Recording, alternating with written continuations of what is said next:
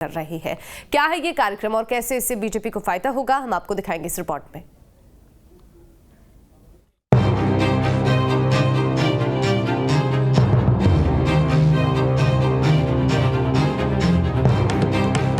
दो 2024 का चुनाव मुहाने पर है और पार्टियों ने अभी से एड़ी चोटी का जोर लगाना शुरू कर दिया है। बात करें बीजेपी की तो पार्टी केंद्र में हैट्रिक लगाने की जुगत में है। यही वजह है कि एक के बाद एक दिग्गजों के दौरे, योजनाओं की शुरुआत और कार्यक्रमों का आयोजन हो रहा है। अब इस बीच बीजेपी ने अल्पसंख्यक महिलाओं को अपने पाले में करने के लिए शुक्रिया मोदी जी नाम से कार्यक्रम का आगाज कर दिया है। इस कार्यक्रम के जरिए अल्पसंख्यक समुदाय की महिलाओं के लिए नरेंद्र मोदी की सरकार में क्या क्या हुआ, उसको लेकर जागरूकता अभियान चलाया जाएगा। शुक्रिया मोदी जी कार्यक्रम के तहत देश भर में अल्पसंख्यक महिलाएं प्रधानमंत्री को पत्र लिखेंगी। अल्पसंख्यक महिलाएं पत्र के माध्यम से प्रधानमंत्री को शुक्रिया अदा करेंगी। अल्पसंख्यक महिलाएं ट्रिपल तलाक, महिला आरक्षण कानून जैसे कानूनों के लिए पीएम मोदी को शुक्रिया कहेंगी। शुक्रिया मोदी जी कार्यक्रम के तहत हर जिले में डीएम को ज्ञापन सौंपा जाएगा। हर प्रदेश से तकरीबन 1 लाख अल्पसंख्यक वर्ग की महिलाएं प्रधानमंत्री को पत्र लिखेंगी।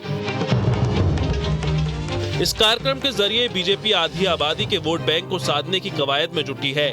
पार्टी के नेता भी अल्पसंख्यक महिलाओं के लिए केंद्र की ओर से किए गए कार्यों का बखान करते थक नहीं रहे।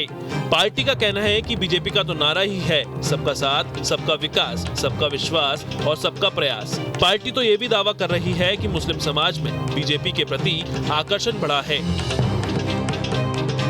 देखिए, ऐसा है कि जब से हमारी सरकार बनी केंद्र में और देश के प्रधानमंत्री नरेंद्र मोदी जी ने देश का जिम्मा अपने कंधों पे लिया, उस समय से ही मुस्लिम महिलाओं की चिंता उन्होंने विशेष तौर से किया, क्योंकि बहुत सारी कुरीतियां जो थी मुस्लिम समाज के लोगों के बीच में थी, उन कुरीतियों को दूर करने का काम किया।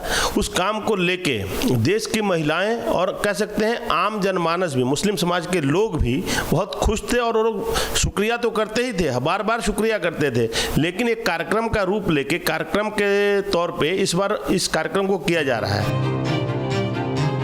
एक तरफ बीजेपी जहां कार्यक्रमों की तैयारियों में लगी है तो वहीं जेडीयू और आरजेडी बीजेपी पर जमकर निशाना साध रही है। विपक्ष एक सुर में कह रहा है कि बीजेपी लाख कोशिश कर ले, लेकिन इस बार अल्पसंख्यक समुदाय बीजेपी को सबक सिखाएगा। नहीं, किस बात का शुक्रिया भाई? शुक्रिया इस बात का कि पहलू खान का कत्ल कराए, लिंचिंग कराई। शुक्रिया इस बात का कि मुरादाबाद में औरतों को नंगा घुमाया गया। शुक्रिया इस बात का कि मणिपुर की लड़कियों को नंगा किया गया। शुक्रिया इस बात का कि आपने बजट में 90% बजट मुसलमानों का काट दिया। किस बात का शुक्रिया? टोपी देख करके मारने का हुक्म देने का शुक्रिया, बिरयानी खाने पे मारने का हुक्म देने का शुक्रिया। किस बात का शुक्रिया बीजेपी के लोग अदा करेंगे? देखिए, 2024 में मुझे इतना यकीन है कि बिहार ही नहीं पूरे देश से मुस्लिम वर्ग बहुत बड़े तादाद में नरेंद्र मोदी जी के साथ जाने वाला है और नरेंद्र मोदी जी को वोट करने वाला है, क्योंकि पिछले लोकसभा चुनाव में ऑन द रिकॉर्ड आंकड़ा है, ये विपक्ष और ये जो उस टाइम के जो गठबंधन थे, उन गठबंधनों से ईमानदारी से आके बता दें, वही बता दें कि पिछली बार कितने प्रतिशत मुसलमानों ने वोट दिया। पिछले बार 20 से 30% मुसलमानों ने भाजपा को वोट दिया था और मैं ये कहता हूँ ये आंकड़ा इस बार 50% होने वाला है। कि मोदी का शुक्रिया किस बात के लिए अल्पसंख्यक अदा करें? एक उत्तर प्रदेश में विधान परिषद, एक बिहार में विधान परिषद, जिसकी संख्या इतनी बड़ी हो उसको प्रतिनिधित्व नगण्य, इस बात के लिए भारतीय जनता पार्टी का शुक्रिया, या इस बात के लिए भारतीय जनता पार्टी की शुक्रिया कि वो नाम देखते ही भड़क जाते हैं और नामों को हटाने का काम करते हैं। इस बात के लिए शुक्रिया कि वो कपड़ा देख के पहचान जाते हैं, वो नाम को बदलने पर विश्वास करते हैं, या इस बात के लिए शुक्रिया। 2024 चुनाव में अल्पसंख्यक वोटों की भूमिका अहम है। यही वजह है कि सभी दल अल्पसंख्यक वोटरों को अपनी तरफ करने की जद्दोजहद कर रहे हैं। देश की तकरीबन 20% आबादी अल्पसंख्यक समुदाय की है और हर एक राजनीतिक दलों की नजर इस वोट बैंक पर है। बीजेपी पर शुरू से ही मुस्लिम विरोधी होने का आरोप विपक्ष लगाता रहा है। ऐसे में अब बीजेपी मुस्लिम वोटर को भी अपने पाले में करने की कोशिश कर रही है।